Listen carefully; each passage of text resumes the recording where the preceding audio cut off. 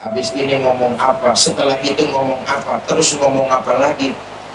Sampean jamaah sambil duduk mulutnya ngunyah, dengerin enak. Terus di jamaah kayak begini nih bikin ustadz cepat pada mampus. Tapi surga istri ada pada keridhaan suami, itulah kuncinya. Jelasin deh Pak, saya tanya, kira-kira kalau istrinya meninggal dunia, Bapak ridho apa tidak?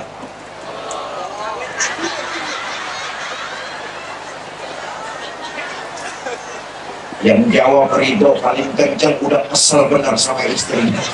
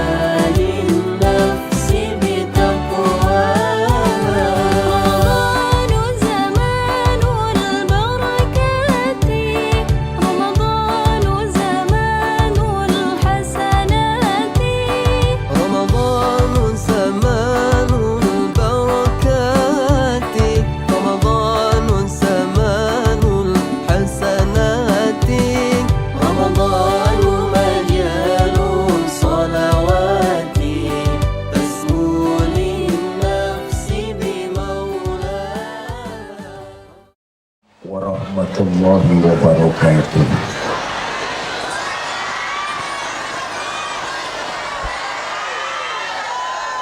Bismillah walhamdulillah, salatu wassalamu ala rasulillah, amma ba'du. Yang mulia para ulama, para kiai, para asatiz dan asatizah, yang saya hormati para tokoh masyarakat, Bapak Kades Batang Panai 1, Bapak Kades Ulak Tano, Panitia Tablik Akbar, Ibu Bapak, saudara-saudara kaum muslimin yang saya cintai. Malam ini kita bersyukur kepada Allah, berkat rahmat, taufik dan inayahnya kita semua dapat bertemu dan berkumpul.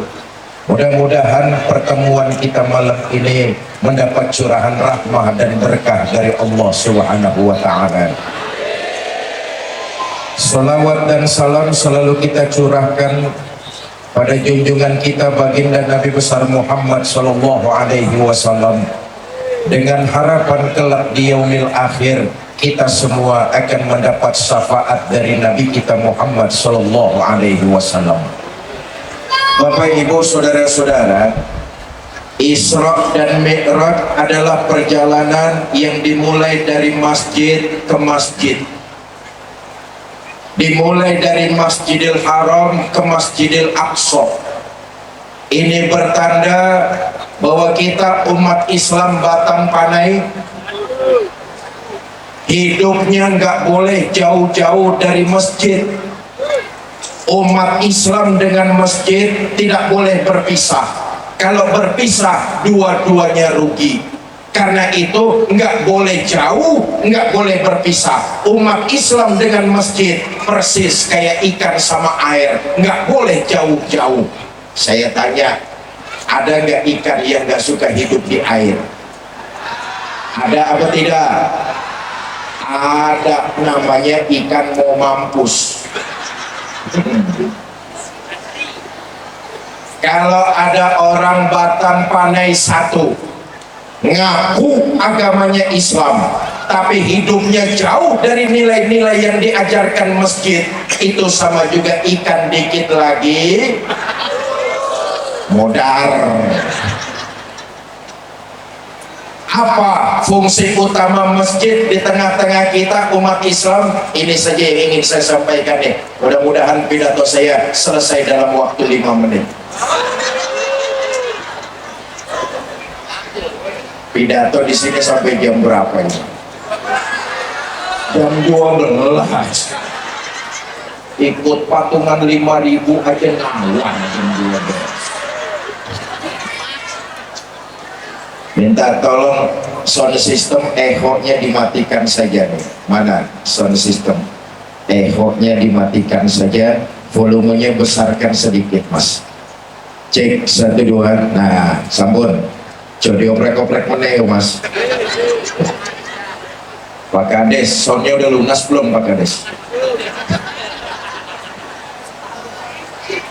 Bapak Ibu saudara-saudara, pertama fungsi masjid di tengah-tengah kita umat Islam Batang Pandai 1. Masjid tempat kita meningkatkan kualitas iman. Nilai-nilai iman inilah yang menyelamatkan kita bahagia hidup di alam dunia, lebih-lebih di alam akhirat nanti. Maka kita hidup di alam dunia, jaga kemurnian iman, jangan sampai tercampur dengan sesuatu yang menyekutukan Allah Subhanahu wa ta'ala. Saudara, maaf ya, kadang-kadang kita ini sering mencampur-campur keyakinan. Sekarang lagi musimnya campur-campur. Iya, kalau es campur enak. Tapi kalau agama, keyakinan, tauhid dicampur-campur, bagaimana rasanya? Contoh nih, saudara, kalau ada botol seluruhnya diisi air putih, itu ketahuan manusia bisa minum. Betul apa tidak? Kalau ada botol sepenuhnya diisi minyak, itu pun jelas motor bisa minum. Tapi kalau ada botol separuh diisi air putih, separuh diisi minyak, urusannya kacau. Manusia minum mabok, motor minum mogok. Dijual juga nggak laku. Kenapa? Barang oplosan. Maaf nih, kita kadang-kadang beriman dalam ucapan, tapi bercampur dalam perbuatan. Mulutnya ngaku beriman kepada Tuhan yang Maha Esa, tapi dagangan mau laris, ngas kasak kusuk nyari dukun. Ada orang sini kayak begitu, ada? Mana dia orangnya?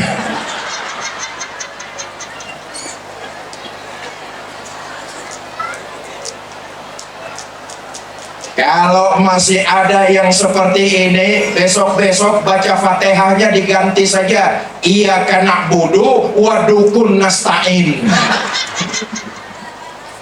Jaga kemurnian, karena iman inilah yang mampu menyelamatkan, membahagiakan kita hidup di alam dunia, lebih-lebih di alam akhirat nanti. Jangan sampai tercampur dengan sesuatu yang menyekutukan Allah. Nah begini saudara, syirik itu ada dua, syirik khafi, syirik zohri. Apa syirik khafi? Syirik yang samar-samar, remeng-remeng, terselubung, itu syirik khafi itu. Syirik zohri, syirik yang bagaimana? Syirik zohri, syirik yang terang-terangan. Insya Allah kita kalau syirik terang-terangan nggak bakalan, amin. Kita kalau syiriknya zohri terang-terangan, insya Allah kita nggak bakalan lah. Nyembah patung, nyembah pohon, nyembah gunung, nyembah batu, insya Allah kita enggak. Tapi tanpa kita sadari, kita sering terjebak kepada syirik khafi. Syirik khafi itu syirik yang terselubung. Umpama saya habis miara burung perkutut, rezeki saya lancar. Awas, hati-hati nih. Sudah katakan bahwa yang menyelamatkan kita hidup di alam dunia, bahagia di dunia dan di akhirat adalah nilai-nilai iman. Orang yang beriman seyakin-yakinnya kepada Allah, di akhirat nanti akan dibalas dengan balasan berupa surga. Bersumber dari Al-Quran dan hadis, ada beberapa macam penghuni surga. Ada orang beriman yang masuk surga, ada orang beriman yang dimasukkan ke dalam surga, dan ada orang beriman yang jadi penduduk surga. Loh, kok beda-beda Pak? Iya, karena waktu hidup di Labuan Batu amalannya tidak sama. Berbeda antara masuk dengan dimasukkan. Saudara, kalau masuk biasanya ada proses. Nanti ibu bapak pulang pengajian dari lapangan sampai rumah, buka pintu pagar, buka pintu depan, buka pintu kamar. Itu namanya masuk rumah. Ada proses. Tapi kalau dimasukkan, ujung-ujung ada di dalam. Ujung-ujung apa ujung-ujung? Tahu-tahu. Ingat ya, kalau masuk ada proses, tapi kalau dimasukkan tiba-tiba tahu-tahu ada di dalam, nggak melalui proses. Jelas gini? Jelas? Saya tanya ibu-ibu nih, Bu, ibu lebih berasa mana, masuk atau dimasukkan? Ngeras aja sampai.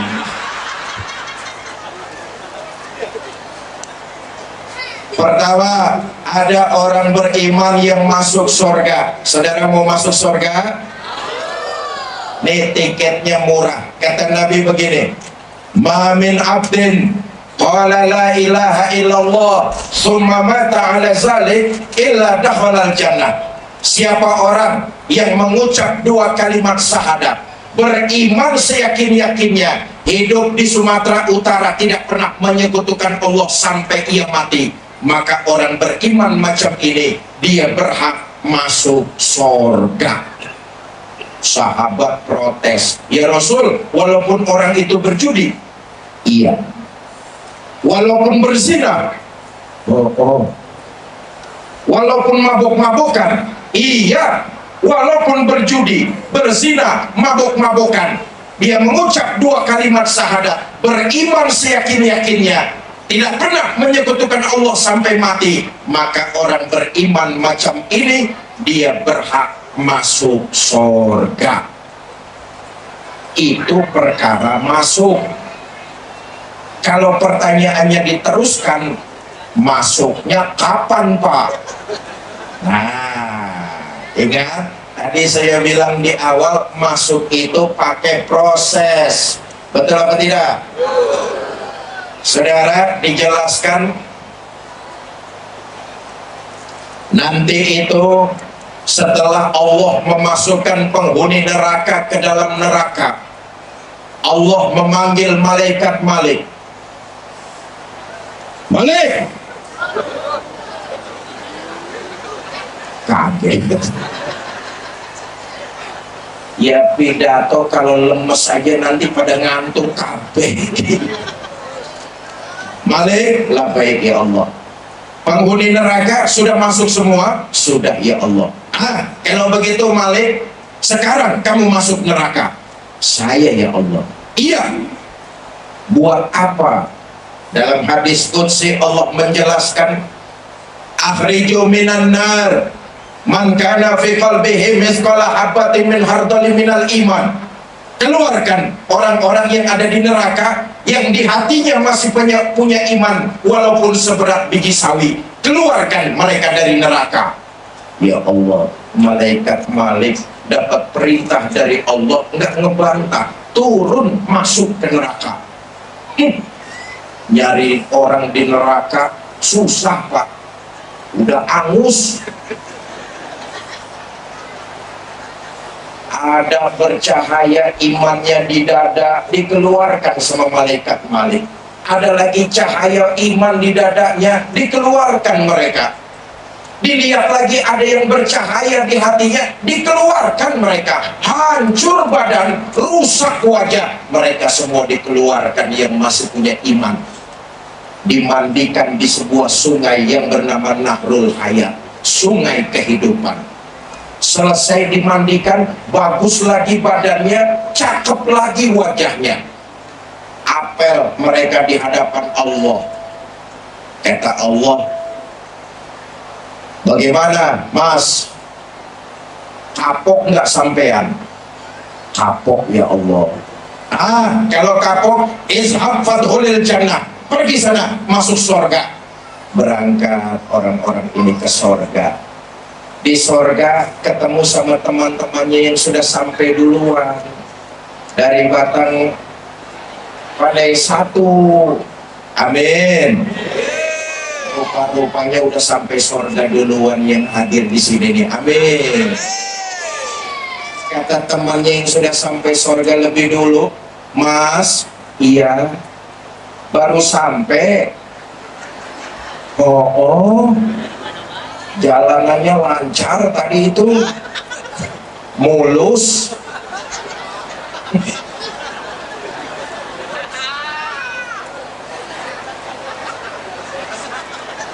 Udah dengerin aja lah. Memang kemana dulu mas? Kita udah lama sampai sini. Saudara bisa baca dalam Quran surah Al-Mudaththir.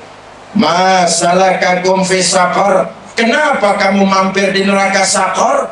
Qalu lam nakum minal musallin. Kami mampir di neraka Saqar mas, karena waktu hidup di dunia kami nggak pernah sholat.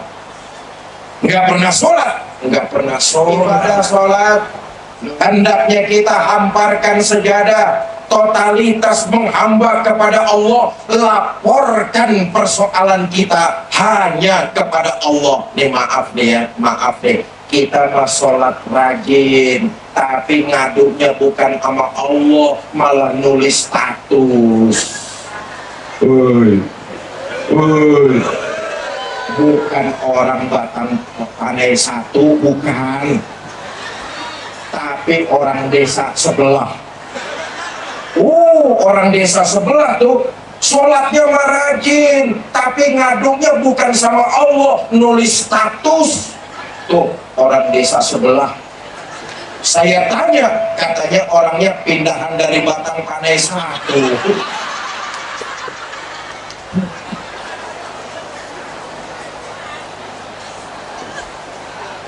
Bukankah mi'rajul mukminin, mi'rajnya orang-orang beriman mendirikan ibadah sholat? Dan sholat inilah yang membedakan kita orang Islam dengan makhluk-makhluk ciptaan Allah lainnya. Bu, ibu tahu monyet? Ya tahunya jangan ngeliatin saya lah. Saya tanya, monyet makan apa tidak? Kita makan apa tidak? Makan. Monyet minum apa tidak? Minum. Kita minum apa tidak? Minum. Monyet tidur apa tidak? Tidur. Kita tidur apa tidak?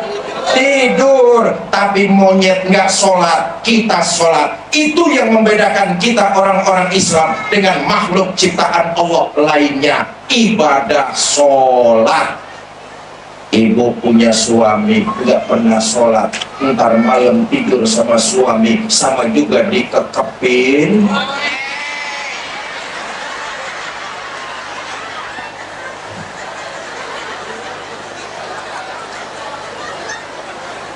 Bapak-bapak punya istri nggak pernah sholat, pulang pengajian nyium istri sama juga nyium. Punya RT nggak pernah sholat, sama juga RT. Udah yang ngomong udah.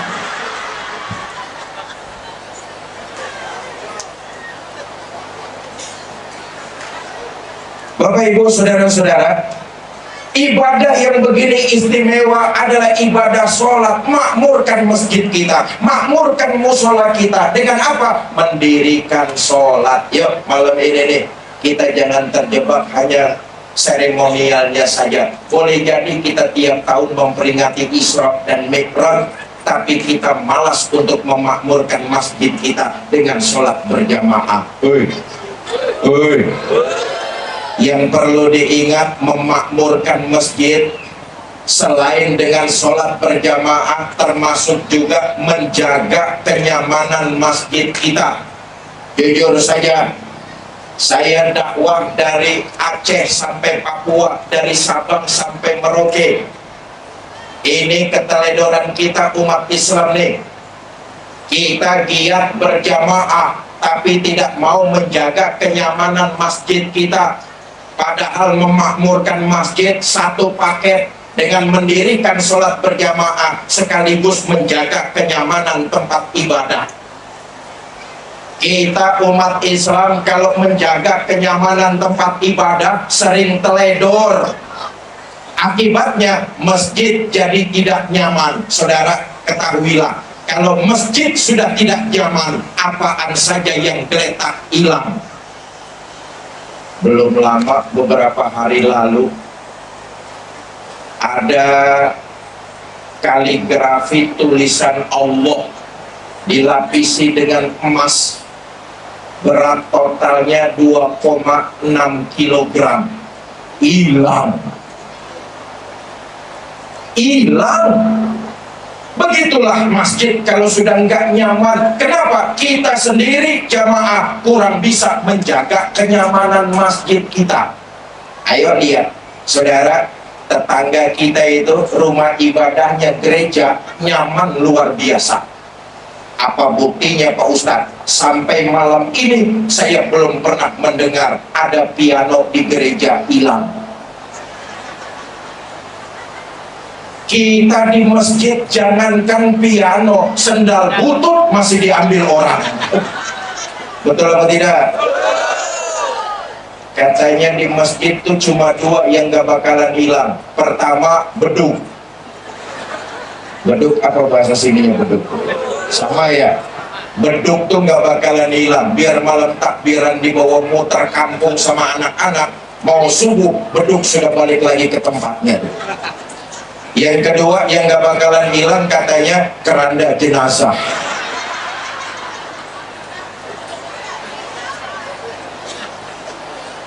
Bapak Ibu saudara-saudara kaum muslimin yang saya cintai, jangan terjebak seremonialnya saja. Tiap tahun kita memperingati Isra Mi'raj, tapi sholat kita segitu-gitu aja. Mulai malam ini dan seterusnya, kualitas iman harus dibarengi dengan kualitas ibadah, khususnya ibadah sholat. Ayo kita lihat. Puncak tertinggi dari ibadah sholat adalah mampu merasakan kehadiran Allah. Inilah puncak tertinggi dari ibadah sholat. Maka kelihatan orang yang hidup, orang yang sholatnya berhasil dalam kehidupan bermasyarakat, dia kelihatan dengan jelas. Kenapa? Dia bisa merasakan Allah dalam kehidupannya. Dia tebarkan nilai-nilai kebaikan kepada sesama. Itu sholatnya berhasil. Maaf nih, maaf. Kita ini mendirikan sholat masih banyak yang sekedar menggugurkan kewajiban. Akibatnya kita tidak mampu merasakan kehadiran Allah. Kalau toh kita bisa merasakan kehadiran Allah, Allah cuma ada di tempat-tempat tertentu saja. Allah ada di kebun, Allah nggak ada. Akibatnya panen buah tetangga. Di masjid Allah ada, di kantor Allah nggak ada. Akibatnya korupsi tetap saja merajalela. Kenapa? Sholat yang kita dirikan nggak mampu merasakan kehadiran Allah.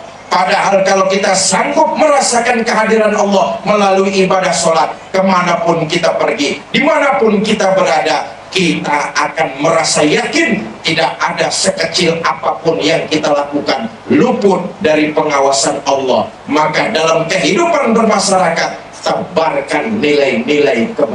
Bukankah itu tertuang di dalam Al-Quran?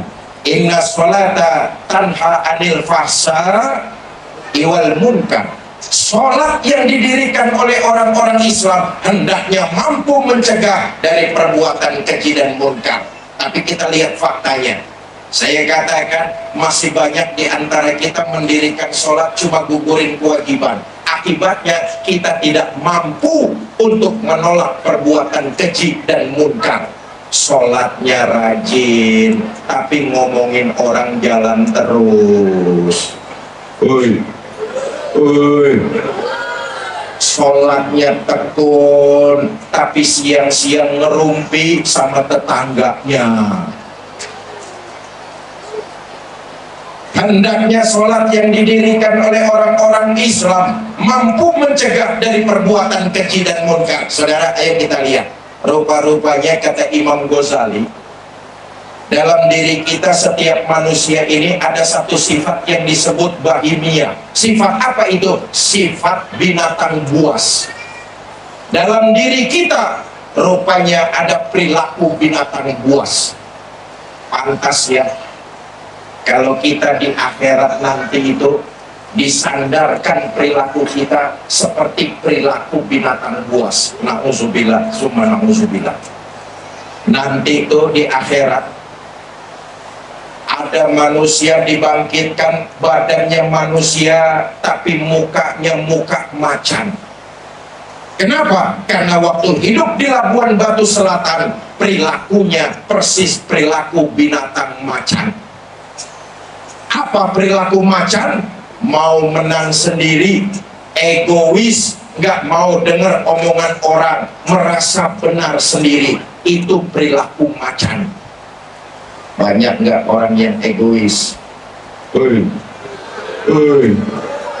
Banyak nggak orang yang mau menang sendiri? Macan. Di mana saja ada hutan, pasti rajanya macan. Betul atau tidak?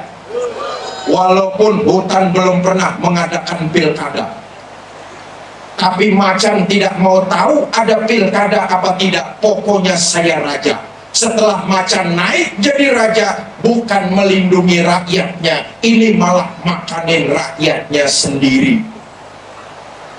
Macan. Macan.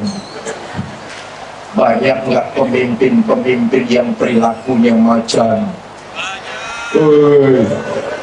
Janjinya mau melindungi rakyat, kenyataannya udah jadi malah bikin tambah sengsara rakyat.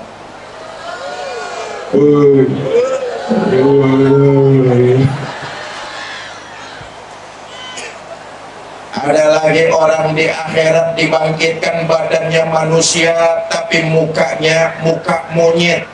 Na'udzubillah min. Kenapa? Karena waktu hidup di alam dunia perilakunya persis seperti perilaku monyet. Apa perilaku monyet? Tamak, rakus, serakah. Itu perilaku monyet tuh.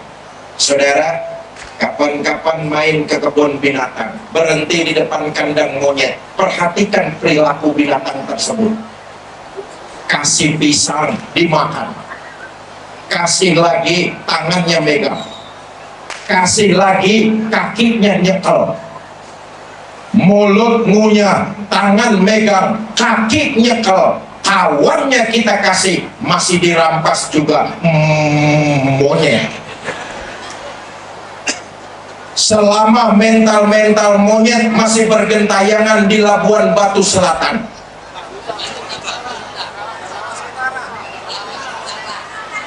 Labuan, oke. Selama perilaku monyet,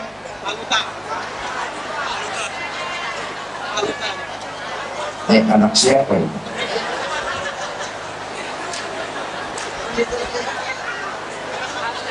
Sini deh, duduk deh. Duduk aja sini. Sini saya lihat.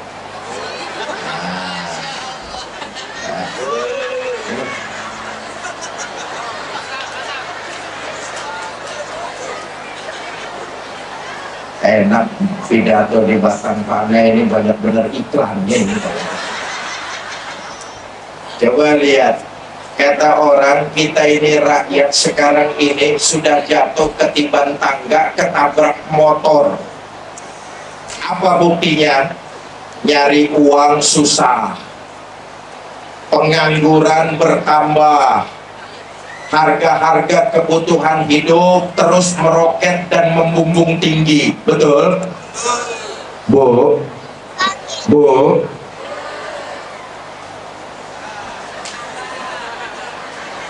Ya, panitianya tolong diatur.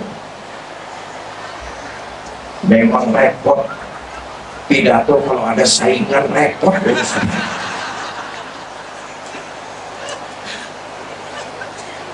Bu,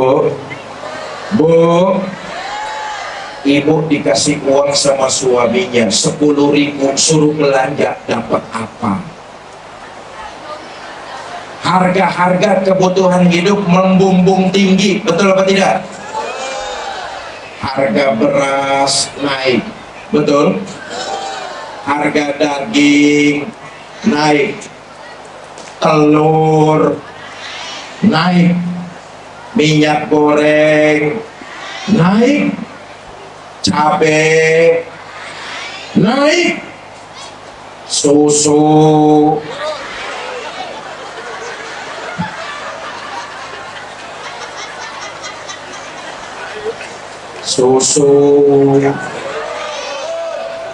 kendor.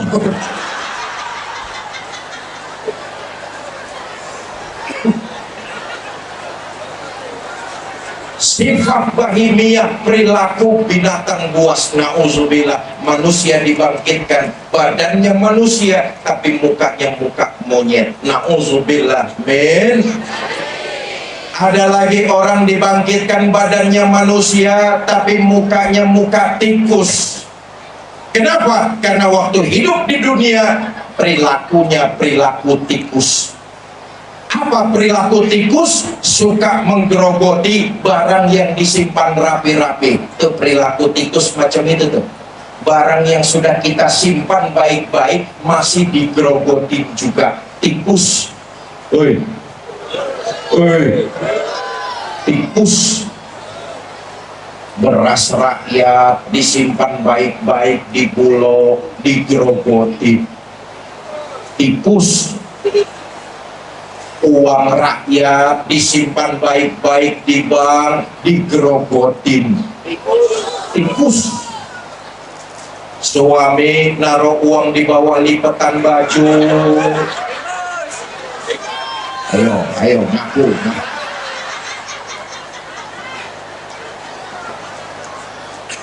Bapak Ibu saudara-saudara kaum muslimin yang saya cintai, jangan cuma tiap tahun saja kita bikin tabligh akbar Isra dan Mi'raj, tapi tingkatkan kualitas iman, tingkatkan kualitas ibadah sholat kita, karena ibadah sholat adalah ibadah yang istimewa. Satu data ya.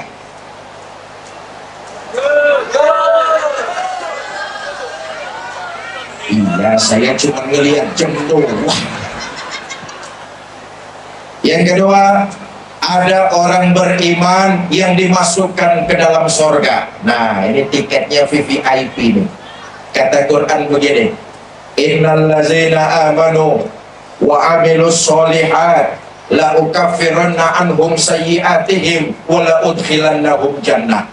Mereka orang-orang yang beriman lalu mengerjakan berbagai macam amalan kebaikan, kami hapuskan segala macam kesalahannya, kami masukkan mereka ke dalam sorga. Beriman, mengerjakan berbagai macam kebaikan, dihapuskan segala macam kesalahannya, dan dimasukkan ke dalam sorga.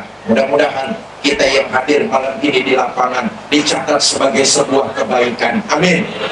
Dilipat gandakan pahala kita di sisi Allah. Amin. Bubar kita dari pengajian malam ini ke rumah masing-masing. Sepanjang perjalanan kita, Allah gugurkan salah dan dosa-dosa kita. Saudara, Islam itu agama yang memberikan pengharapan pasti. Semua kita pasti manusia berlumuran salah dan dosa. Betul atau tidak? Nih, yang hadir malam ini nih, ada 100 orang. 200 orang, 500 orang, ya 5.000 orang, campur yang goib di luar-luar. Malam ini saya tanya, sekian banyak, sekian ratus orang yang hadir di lapangan, ada nggak yang nggak pernah bikin salah? Ada apa tidak? Semua kita malam ini yang hadir di lapangan makhluk yang berlumuran salah dan dosa. Saya Fikri Zainuddin MZ boleh jadi salah dan dosa saya lebih banyak dari ibu bapak semua. Tapi Islam agama yang memberikan pengharapan pasti. Seberapa banyak dosa yang kamu lakukan, kalau kamu bertobat, insya Allah tobatmu pasti akan diterima. Nanti nih, nanti kalau yang semua hadir di sini masuk surga, ngelihat pemimpin-pemimpin ada di surga, nggak usah heran juga. Kenapa? Pemimpin-pemimpin yang adil memang tempatnya pantas ada di surga. Pemimpin yang adil bukan cuma yang pintar ngobrol janji, tapi bisa memberikan bukti.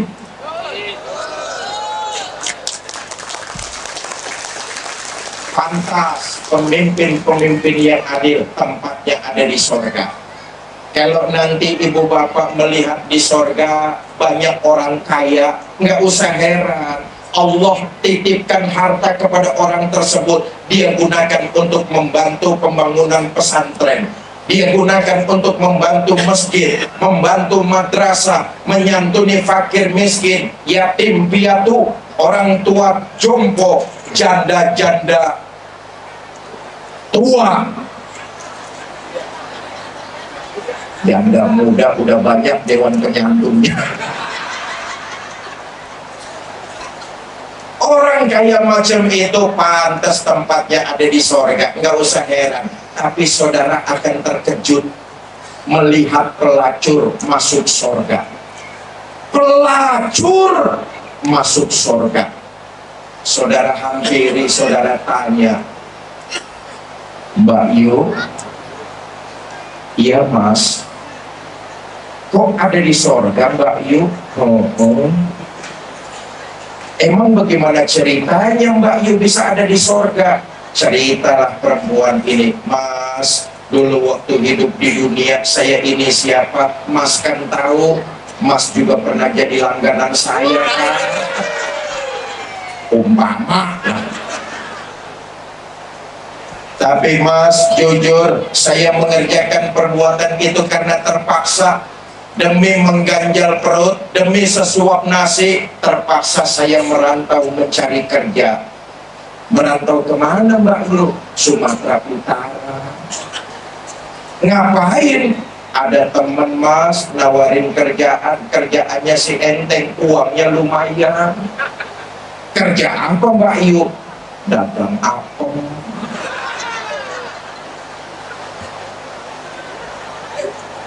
Satu malam saya lagi main ke desa Batang Pane 1.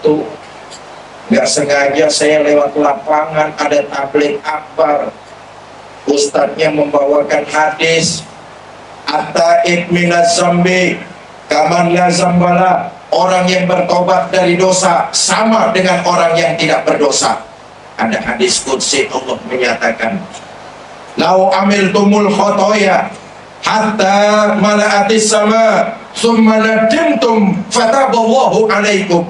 Andai kata kamu berbuat dosa, penuh langit dengan dosa-dosamu, kamu menyesal dan bertobat, Allah pasti akan menerima tobatmu. Mas, dengar hadis kayak begini, berlinang air mata, terbayang semua dosa. Mulai malam itu saya niat tobat kepada Allah. Saya pulang ke rumah kontrakan, ngepak koper, mau pulang kampung, tobat. Lagi enak-enaknya ngepak koper, ada langganan datang. Mbak Yu, tuku apem Mbak Yu? Maaf mas, saya udah nggak jual itu lagi. Saya tobat kepada Allah. Saya pulang kampung dan bertobat. Saya ikuti kesalahan saya dengan memperbanyak amal kebaikan. Alhamdulillah, tobat saya diterima Allah. Akhirnya saya sampai juga di surga. Bu, Bukankah yang menemani kita dan jadi bekal kita dalam kehidupan di alam kubur adalah perbuatan yang kita lakukan di alam dunia? Yang baik dan yang buruk, perbuatan-perbuatan itulah yang akan menemani kita masuk ke dalam kubur. Maaf nih, maaf nih, yang hadir malam ini kan calon-calon jenazah semua ini. Betul? Ada orang batang pandai satu yang hidup terus-terusan. Semuanya pasti bakalan mati. Bapak-bapak yang di sebelah kanan saya bakal mati apa tidak? Mati. Ibu-ibu yang di sebelah kiri saya pasti bakal mati apa tidak? Mati. Ketua panitia bakal mati apa tidak? Mati. Kades bakal mati apa tidak? Mati. Saya yang lagi diri di sini bakal mati apa tidak? Sentimen.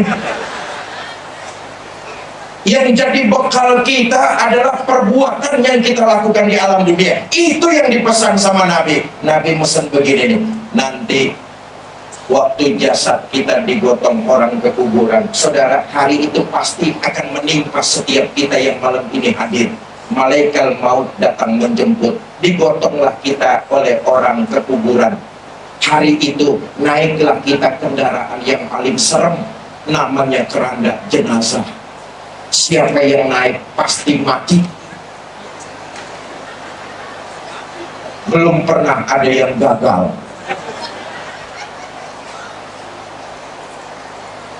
Diiringi jasad kita ke kuburan oleh 3 kata Nabi. Siapa yang ngiringi? Ahluhu wa maluhu wa amaluhu, keluarga, harta, dan perbuatan kita. Itu yang nganterin kita ke kuburan. Tapi sayang yang 2 pulang. Siapa yang pulang? Ahluhu wa maluhu, keluarga dan harta pulang. Harta yang kita cari siang malam pagi sore, rumah megah, mobil mewah, harta berlimpah, kebun boleh jadi ratusan hektar, uang tersimpan di bank maupun di rumah, semua akan kita tinggalkan saja. Boleh jadi itu akan jadi rebutan ahli waris kita saja. Betul apa tidak? Kecuali harta yang kita belanjakan di jalan Allah, yang lain akan dinikmati oleh ahli waris kita. Keluarga, rupa-rupanya hari itu tak seorang pun mau nemenin kita di dalam kubur. Pak,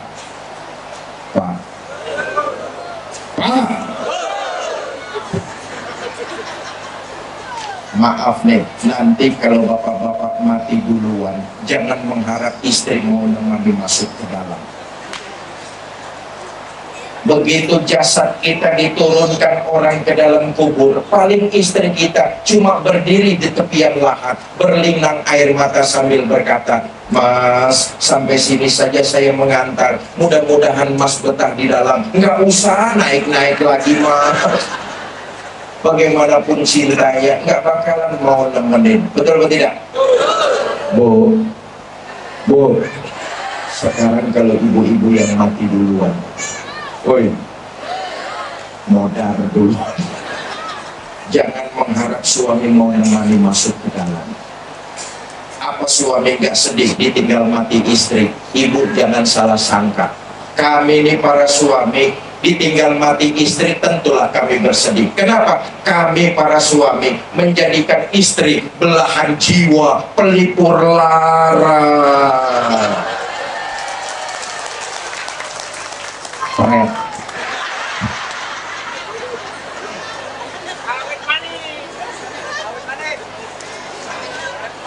Apa suami nggak sedih ditinggal mati istri? Ibu jangan salah sangka, kami ini para suami apabila ditinggal mati istri bercucuran air mata.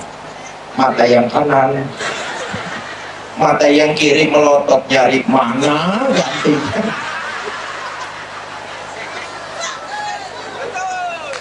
Nyatalah sudah bahwa yang jadi bekal perjalanan kita adalah perbuatan yang kita lakukan di alam dunia. Saya katakan sekali lagi, Islam bukan agama semu. PHP pemberi harapan palsu, tapi Islam memberikan harapan pasti. Seberapa besar pun salah dan dosa yang pernah kita lakukan, asal tidak terjebak kepada syirik. Nah, di awal tadi saya katakan, sebesar apapun kesalahan yang kita lakukan, jangan pernah putus asa dari rahmat dan ampunan Allah. Sebentar lagi kita akan memasuki bulan suci Ramadan. Bukankah 10 hari pertama di bulan Ramadan adalah turunnya maghfirah? Betul atau tidak? Raih ampunan Allah dengan apa? Memperbanyak ibadah. Totalitas melaksanakan ibadah di bulan suci Ramadan. Nah, saya mau masuk begini. Pertama, tadi pemerintah sudah menyatakan bersidang isbat, ditetapkan oleh pemerintah bahwa puasa 1 Ramadan hari Selasa. Saudara-saudara kita ada yang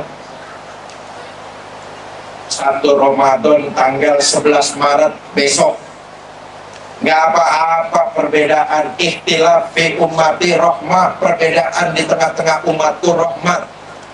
Ada yang mau puasa besok, monggo silakan, nggak apa-apa.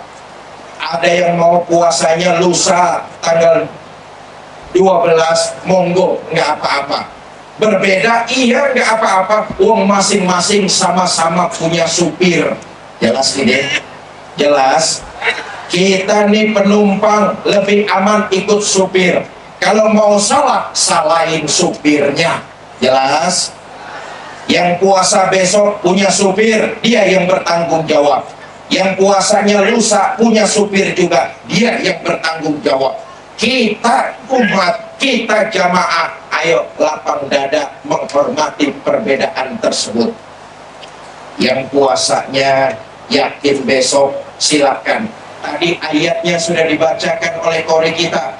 Ada 4 orang yang boleh nggak puasa. Siapa saja 4 orang yang boleh nggak puasa? Pertama, orang yang sedang sakit boleh nggak puasa. Kalau dianggap membahayakan kesehatannya, maka boleh dia meninggalkan puasa, boleh dia nggak puasa. Yang kedua, orang yang boleh nggak puasa kalau dia musafir, ada rukhsah, ada keringanan, maka boleh dia nggak berpuasa. Yang ketiga, orang yang boleh nggak puasa, mumayyiz, orang yang belum balik, belum terkena hukum anak kecil, boleh nggak puasa. Yang keempat, yang boleh nggak puasa, orang gila, boleh nggak puasa. Besok 1 Ramadan kita lihat, kalau ada yang nggak puasa, kita periksa 4 kriteria ini. Pak, itu ada yang nggak puasa, Pak. Lagi sakit kali. Sehat kok, Pak. Musafir kali.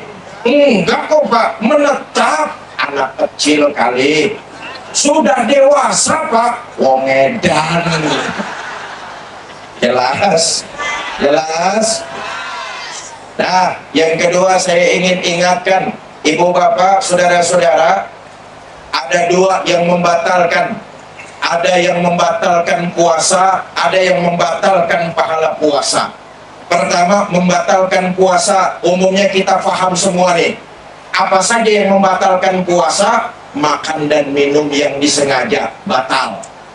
Kalau nggak sengaja, nggak batal. Contoh, ibu bapak biasanya pagi-pagi 7:30 sudah sarapan. Besok 1 Ramadan, kelupaan 7:30 sarapan. Masuk 1 sendok makanan, lalu baru ingat itu 1 Ramadan. Keluarkan makanan yang ada di mulut, berkumur, lanjutkan puasa. Insya Allah puasanya sah. Kenapa? Yang masuk ke mulut baru 1 sendok. Tapi kalau sudah 1 piring baru ingat, kebangetan. Makan dan minum yang disengaja, kalau nggak sengaja nggak batal. Yang kedua, muntah yang disengaja, batal tuh. Saudara, siang-siang bulan puasa memasukkan telunjuk ke dalam tenggorokan, dikorek-korek, muntah, batal. Kalau muntah nggak sengaja, ya nggak batal. Umpama saudara ke pasar, di perjalanan, na'udzubillah, ada kecelakaan, bersimbah darah di jalanan, saudara ngelihat darah, pening, pusing, lalu muntah yang tidak disengaja, tidak membatalkan puasa, berkumur, lanjutkan puasanya. Kenapa tidak batal? Karena muntah yang tidak disengaja. Kalau disengaja baru batal. Yang ketiga yang membatalkan puasa, berhubungan suami istri yang disengaja.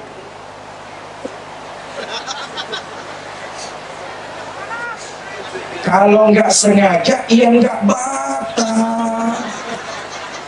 Cuma kok goblok temen. Nah, umumnya kita hafal dah, kita jaga ya dari yang membatalkan puasa. Tapi yang terpenting yang kedua nih, ibu bapak saudara-saudara, ada hal yang membatalkan pahala puasa. Hati-hati nih, kita sering lupa dengan yang kedua ini. Yang pertama kita jaga, tapi yang kedua sering kita lolos. Pantas kalau Nabi 14,5 abad yang lalu pesan, kamin so'imin laisa lahul jaza.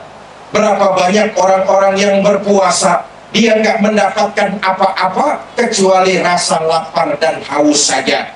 Puasa si puasa, lisannya nggak pernah mau dijaga, tetap saja nyakitin orang lain. Hilang pahala puasanya. Puasa si puasa, tapi matanya seneng ngeliatin yang haram, hilang puasanya. Makanya bukan cuma bulan Ramadan, tapi di luar bulan Ramadan, pandangan mata ini memang harus kita jaga, khususnya di bulan suci Ramadan, karena bisa menghilangkan pahala amalan ibadah puasa kita. Melihat yang haram-haram, berpaling kita. Kata Sayyidina Ali kan begitu tuh, an-nazratul ula laka, pandangan pertama terhadap yang haram itu adalah rezeki. Umpama saudara siang-siang bulan puasa pergi ke pasar, lihat perempuan pakai celana pendek, ketok pahane. Apa itu? Kelihatan auratnya. Mohon maaf, begitu saudara lihat, palingkan wajah saudara dari penglihatan itu sambil mengucapkan istighfar. Lisan ini harus kita jaga, mata harus kita jaga, telinga harus kita jaga, tangan kita harus kita jaga. Dari apa? Yang membatalkan pahala puasa. Jelas? Jelas?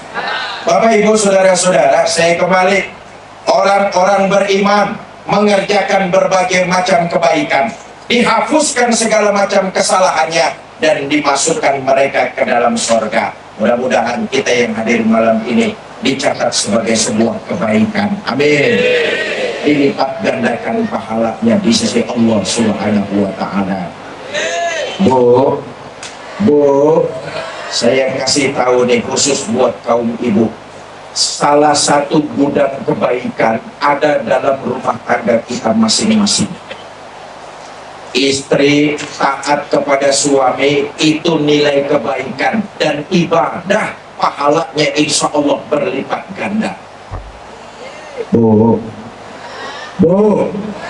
selama suami tidak melanggar perintah Allah, istri taat kepada suami, itu nilainya kebaikan dan ibadah. Urusan ini ibu-ibu belaga budak. Ingat, sorga anak ada di bawah telapak kaki ibu, tapi sorga istri ada pada keridhaan suami. Selama suami tidak melanggar perintah Allah, taat dan ridho, itu kunci sorga seorang istri. Jelas? Jelas? Saya tanya, ibu mau masuk sorga? Yang jawab 30 orang. Ibu mau masuk surga selama suami tidak melanggar perintah Allah, taat dan ridho, itulah kuncinya. Jelas ini, Pak, saya tanya, kira-kira kalau istrinya meninggal dunia, Bapak ridho apa tidak?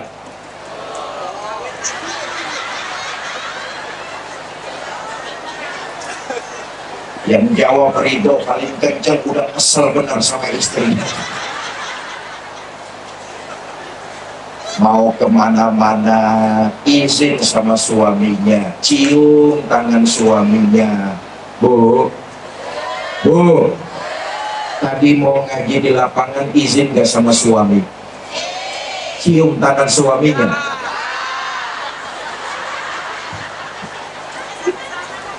Boro-boro cium tangan.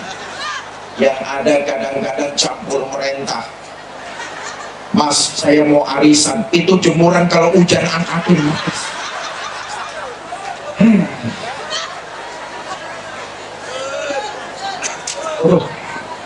Enak sebenarnya jadi seorang istri. Satu-satunya makhluk yang sudah mendapat jaminan masuk surga dari Kanjeng Nabi ini kaum ibu. Bu, ibu dijamin masuk surga. Dijamin masuk surga. Pak, Bapak nggak dijamin. Kasihan.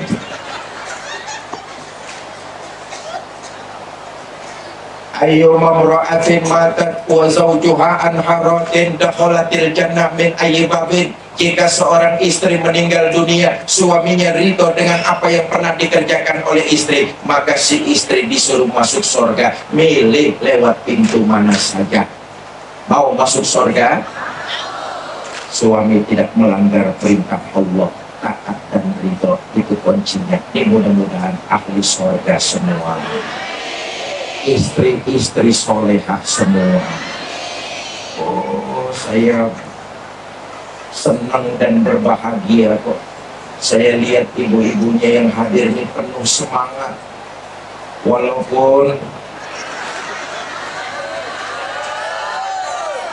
Walaupun sudah 3 jam duduk di sini, saya nggak ngelihat wajah ibu-ibu pada lelah semua nih. Wajahnya sumringah, penuh semangat, glowing. Apalagi mau ngaji sama Pak Kades, saya yakin nih ibu-ibu nih cantik-cantik, pakai bedaknya pasti macem-macem. Ada yang pakai bedak Maybelline, Revlon, pipa, paralon.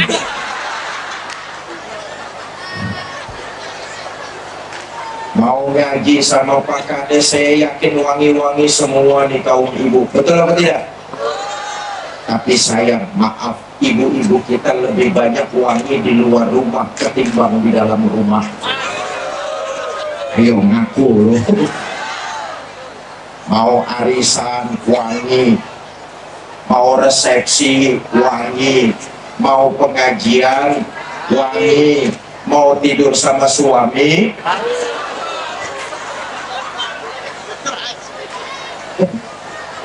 mentang-mentang mau tidur sama suami, kaki bau minyak tawon, badan bau remason, naik ke leher bau autan.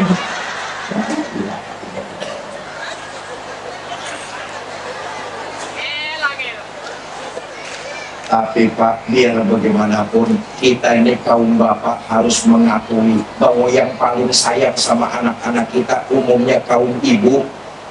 Bapak ini kurang tapi sayang sama anak. Apa buktinya? Bapak kalau makan di mana saja dia nggak pernah ingat sama anaknya. Wis temen lang.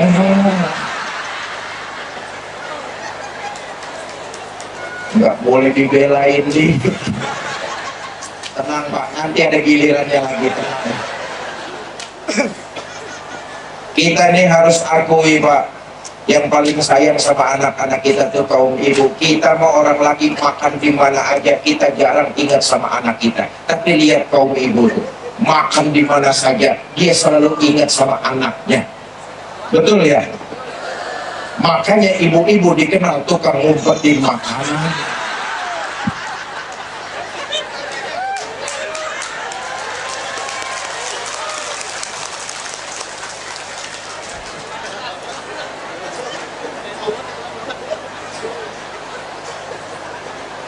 Bapak Ibu saudara-saudara, nah ke yang kedua, orang beriman yang dimasukkan ke dalam surga meningkatkan berbagai macam nilai-nilai kebaikan. Allah hapuskan segala kesalahan, dimasukkannya ke dalam surga. Mudah-mudahan kita termasuk dalam golongan yang ini. Amin. Ya Allah. Pekerjaan yang paling capek itu pidato. Oh, ini kerjaan capek loh, Bu. Saya muter di Provinsi Riau dan Sumatera Utara ini sudah hari yang keempat.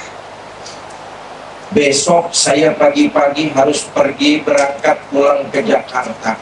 5 hari saya meninggalkan anak istri. Kebetulan safari dakwah sekarang saya ini saya nggak bawa istri.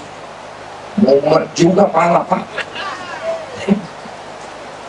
Ini kerjaan yang paling capek pidato. Benar-benar coba lihat saja. Kaki ini nahan bobot badan, tangan bergerak-gerak, mulut ngomong, otak muter. Habis ini ngomong apa, setelah itu ngomong apa, terus ngomong apa lagi. Sampean jamaah sambil duduk, mulutnya ngunyah, dengerin enak. Terus. Di jamaah kayak begini nih bikin ustadz cepat pada mampus. Bapak Ibu saudara-saudara, saya ini putaran yang keempat, malam kelima di Provinsi Riau dan Sumatera Utara. Saya merasa bersyukur dan senang bisa hadir di tengah-tengah masyarakat Batang Pandai Satu.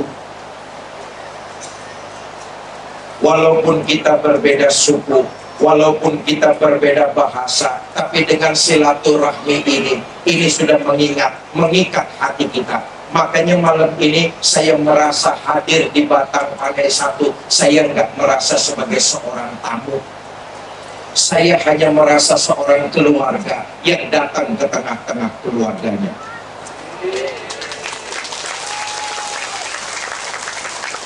Menghina saudara sama juga menghina saya. Menyakiti saudara sama juga menyakiti saya. Saya adalah saudara, saudara adalah saya. Di hatiku ada kamu.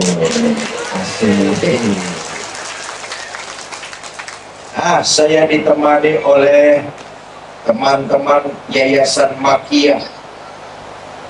Teman-teman Yayasan Makiyah ini berkantor pusat di Kota Pekanbaru.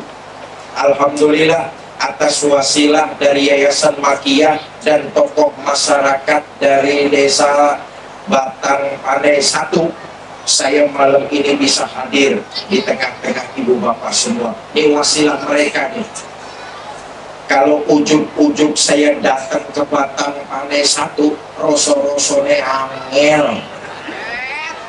Wes angel.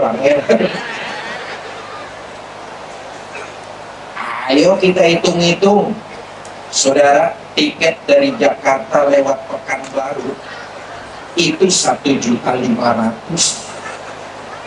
pakai uang. Betul atau tidak? Dari Pekanbaru saya harus sewa mobil pakai uang. Mobilnya harus isi minyak pakai uang. Saya harus sewa supir pakai uang. Saya harus nyewa penginapan pakai uang. Saya harus makan pakai tangan lah, makan pakai uang. Total Jakarta Pekanbaru Batang Pandai Satu itu 5 juta. Kalau saya sendiri, saya berdua 10 juta. Saya yang nanggung remuk. Untung ada teman-teman Yayasan Makiyah dari Kota Pekanbaru. Nah, teman-teman Yayasan Makiyah ini programnya pendidikan Ini perlu dukungan, doa, dan bantuan kita semua.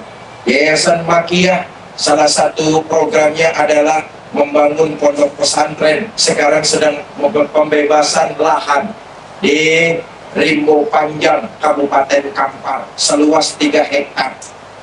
Nih, ladang kita untuk beribadah, ladang kita untuk menebarkan nilai-nilai kebaikan. Karena itu nanti saya ajak ibu bapak untuk ikut ambil andil, ikut bagian, ikut andil bagian, berdonasi, berinfak, bersedekah, tentu sesuai dengan kemampuan kita. Tetapi yang terpenting adalah ini kesempatan baik, kita nggak tahu umur kita sampai kapan, betul atau tidak?